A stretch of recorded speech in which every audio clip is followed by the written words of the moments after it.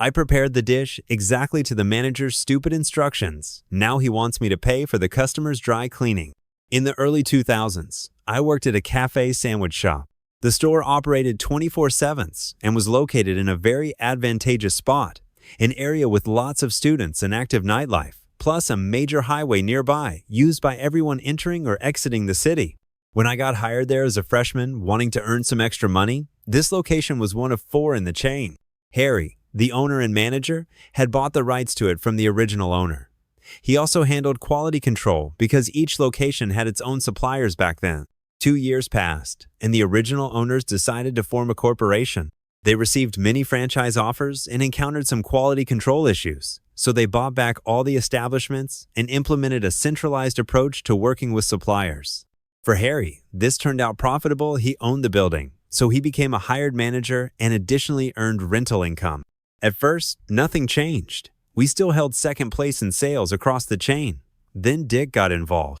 Dick was the new regional manager. By that time, the chain had expanded nationwide, and he was responsible for quality control. He was considered the golden boy. He had a business degree and helped with expansion. The problem was his ego. You see, Dick had taken a cooking masterclass. They gave out a certificate, nothing more, and he considered himself practically a chef. The first thing he did was install a crepe maker for takeaway crepes, folded into triangles. This is important for the story. Learning to make them was tricky at first, but pretty soon, the crepes became one of our hits. Even on rotten days, we used over 10 liters of batter. Emboldened by his first success, Dick decided to apply his culinary knowledge and introduce something else. At the time, Mexican cuisine was just starting to gain popularity in our country, mainly thanks to cooking shows. Dick decided to ride the trend wave and added Mexican items to the menu. In practice, this meant 2 new standard sandwiches and a crepe, plus several customization options for sandwiches and crepes. And that's when the problems began. As I said, Mexican cuisine was a novelty back then. Plus, our local cuisine is completely different, especially regarding spiciness. Many ingredients used in Mexican dishes were either rare or entirely unavailable here. But Dick was confident this was another victory when he found a supplier. And from that moment, quality went downhill. We started getting buckets of ready-made chili and queso sauces, jars of pickled jalapeños, ready-made guacamole, and salsa picante. Also, blocks of white cheese labeled queso blanco. The queso sauce was an orange paste with some red specks. According to my husband, under bad lighting, you could mistake it for spoiled sauce. It tasted like plastic. To me, it was reminiscent of clay. After the first taste, I was put off Mexican food for a long time. And the jalapeños weren't actually jalapeños. They were pickled Thai green chilies, just labeled as jalapeños, meaning they were much spicier than they should have been. I didn't try the rest, but a few desperate customers risked it and weren't impressed. The only item that sold at all was Nacho Simply because they were Doritos drenched in warm queso. When heated, it turned into orange sludge, loaded with bacon and sausage. We complained about the quality to Gary, but he couldn't do anything anymore, and Dick wouldn't back down. Dick started getting annoyed by the low sales. He blamed us and the customers, but kept insisting. Then one day, Dick showed up with 4 people from the head office, 2 of whom were the owners. They sat down at tables. Dick walked up and ordered 5 quesadillas. Note, we had self-service. Me, how would you like me to prepare them? Dick, exactly. By my instructions. Me smiling, very well, sir. I'll call you when they're ready. Now, about Dick's wise quesadilla instructions. Heat the chili. Start cooking the crepe. Pour 1.5 ladles of heated queso onto the crepe. Add 1 ladle of chili. Add 1 tablespoon of chopped jalapeños. Add 1 spoon of queso blanco. Add half a spoon of guacamole. Roll it up. This turned into a liquid sludge that tried to ooze out from all sides of the thin crepe. Normally, we only heated queso for nachos. For crepes, we added it cold and let it warm from the hot plate to avoid sludge. And now came my moment of malicious compliance. Another girl and I prepared 5 quesadillas exactly according to the instructions. I delivered the order to the table and stayed to watch the reaction. 5 men in white shirts and suits bit into the quesadilla sand almost simultaneously erupted, splattering themselves with molten cheese and red chili. Some bit into jalapeños and got overwhelmed. A couple of strong curses rang out. We brought them bottles of water and packs of napkins so they could at least try to clean their clothes. Let's just say the head office wasn't impressed with the new menu. After they left, Dick returned. He was furious.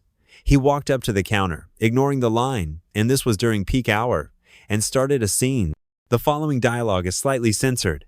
Dick, you stupid bitch. You made me look like an idiot just because you don't like Mexican food. You can't even follow basic instructions. The dry cleaning costs will be deducted from your salary. Plus a bunch more offensive phrases. I stood there completely stunned, as did the long line of customers who'd heard this outburst. Then Gary intervened. Gary, fuck you. Dick, what did you say? Gary, I said, fuck you. The girls followed your instructions to the letter. Don't you dare pin your screw-ups on them, and don't you dare make them pay for your dry cleaning. Dick, I can do whatever I want, and when I'm done with them, maybe I'll find a new manager for this place. Gary, I'd really love to see that. Dick, you'll see, I'll make it happen. With those words, he stormed out.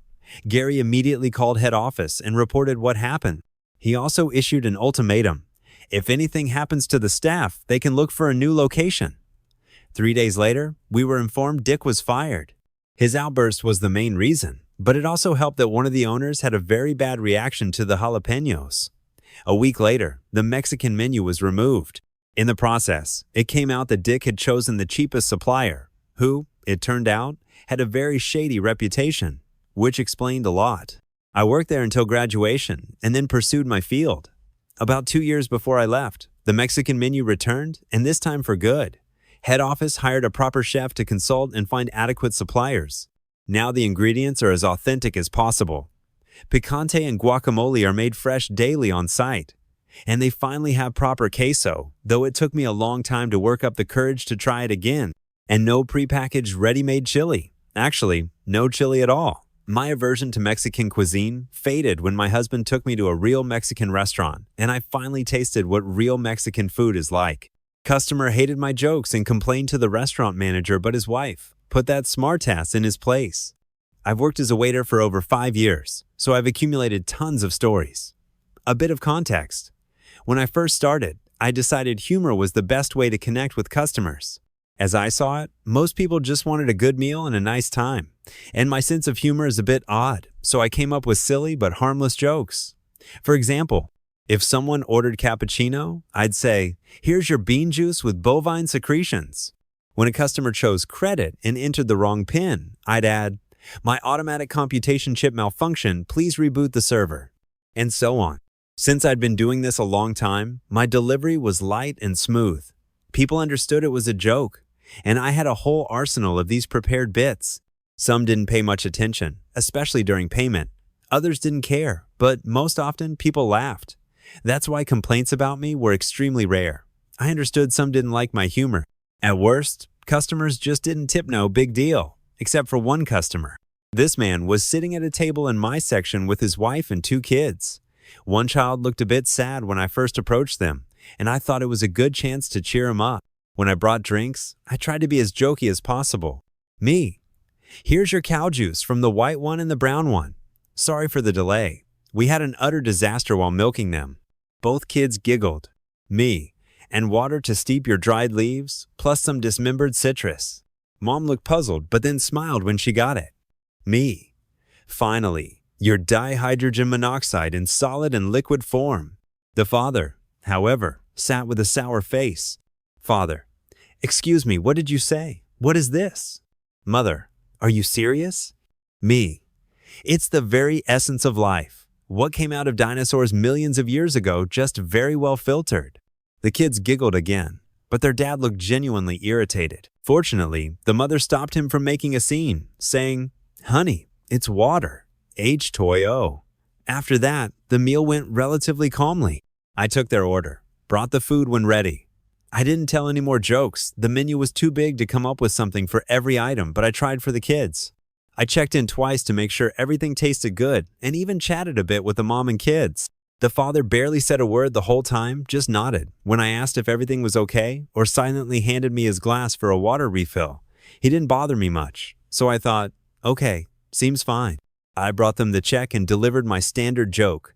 Cash, card, or firstborn, we accept all at the register when you're ready.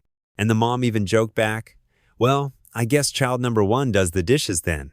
The next time I passed their table, The father was already paying at the counter. The kids were drawing on kids' menus, and the mom was watching them.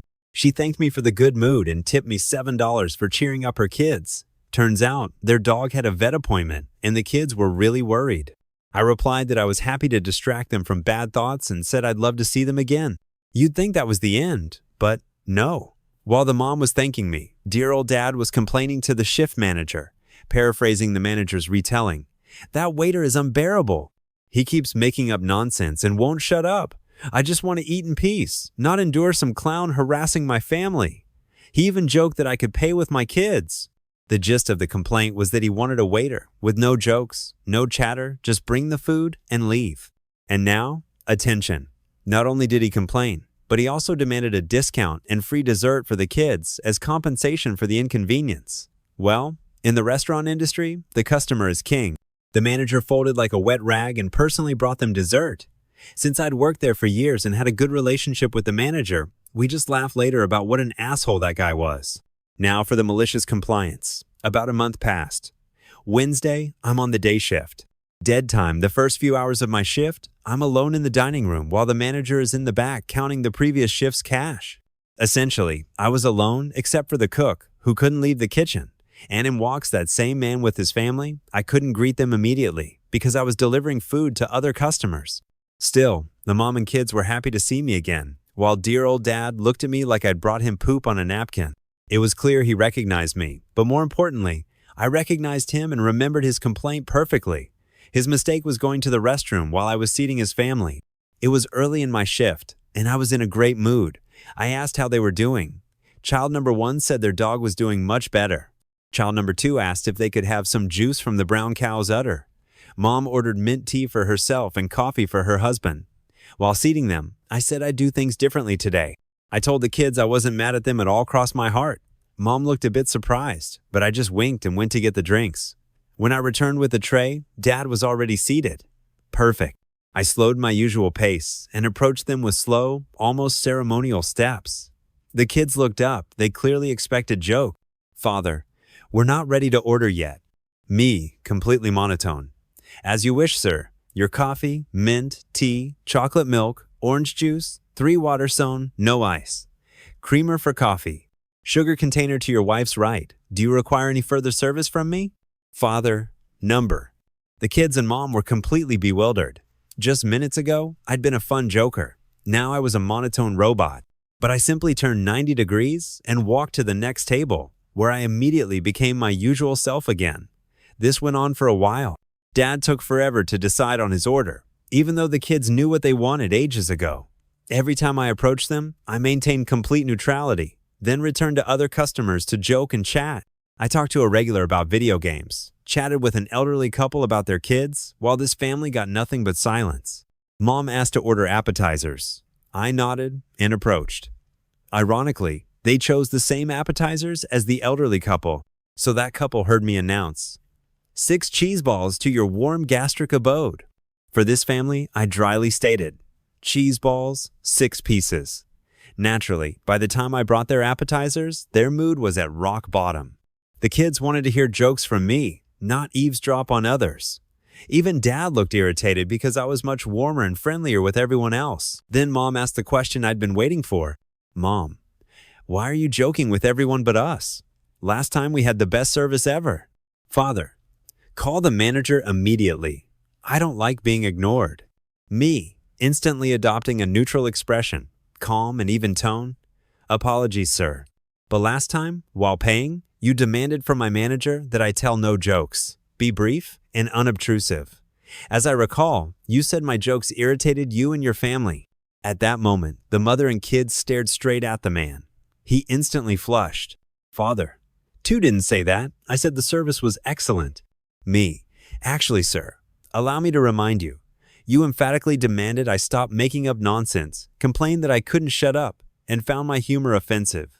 Especially the part where I allegedly suggested you pay with your children, and my manager gave you a 25% discount and free dessert as compensation. Mother, what? He told us you offered free dessert because you felt sorry for our dog. Me, while I would have liked to do that, it's untrue. Therefore, my behavior today aligns with his prior complaint. The kids looked upset, and their mother was furious. She asked for a moment to discuss the order. I nodded and stepped away. Shortly after, I saw the parents leave the restaurant. Soon, the mother returned alone. As it turned out, her husband was a serial complainer who constantly tried to squeeze out discounts and free food by complaining about service. The mother was outraged. He'd pulled his trick again, especially on their favorite waiter. In the end, he left to eat alone at a neighboring place, and I became my cheerful self again and started entertaining the kids. I apologized for my behavior, and lunch continued in the usual warm atmosphere. Later, I got another complaint from this guy via a feedback form. The manager said I wasn't entirely in the right, but in my opinion, it was worth it, especially since the mother and kids came back many times after that and always asked if I was working. Personally, I think he's just mad because he didn't know H2O is water. Edit. Yes, I understand my humor can be irritating, and I'm not one of those people who wants a waiter chatting while I eat. Humor is subjective. Some find it funny, some don't. Many didn't pay attention, some laughed. But in 5 years, complaints were extremely rare. Usually, I started with water or coffee. If the table didn't respond, I switched to standard mode. When working, I joke more with those who react well and when there's time. Our diner is near a university, so the crowd is mostly students, families, and seniors, not business types. So the jokes grew organically from interacting with such people. And during peak hours, of course, there's no time. Speed is key there. With that table, I overdid it a bit because the kids and mom enjoyed it.